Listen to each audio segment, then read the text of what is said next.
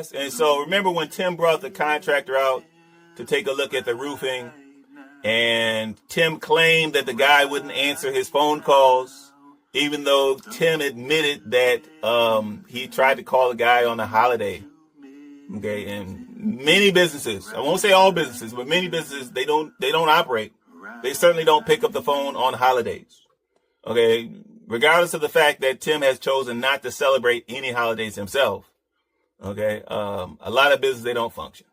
But Tim, he said, oh, there's an opportunity for me to hold it against him. Yes.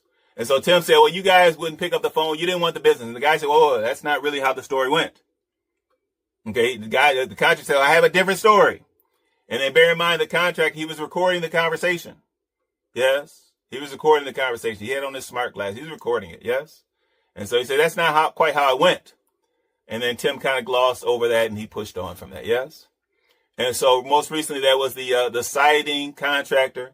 Of course, he reminded Tim that they offered to put the siding up for him. As professionals, they offered to put it up in a professional fashion. Yes.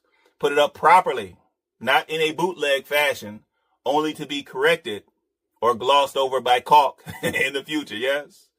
Okay. And I'm not sure that Grandma Lily is open to coming back out to that farm and caulking up nail holes and seams and gaps. Once Tim does finally get around to attaching the shed siding onto his house. Okay, so that was number 2 as far as the siding contractor. Now, what about the Hispanic roof repair guys, the roofers, the Hispanic roofers, yes? Okay, so not only did they put their safety at risk, they put their health at risk when they climbed up onto that janky old roof, that supposed tin. Okay, aluminum foil roof. Looks more like plastic. Tim claims that it's tin. We'll have to take his word for it. We'll take his word for it. Okay, that disgusting old, flimsy old, supposedly floating. Tim says the roof is wavy. It's wavy. It's floating. It's wavy. It's not attached to anything. Contractors indicate that it's actually a roll-on roof.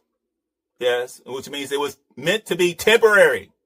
Okay, and Tim's had it up there for 2-3 years now. What kind of disregard for your family, yes? What kind of disregard?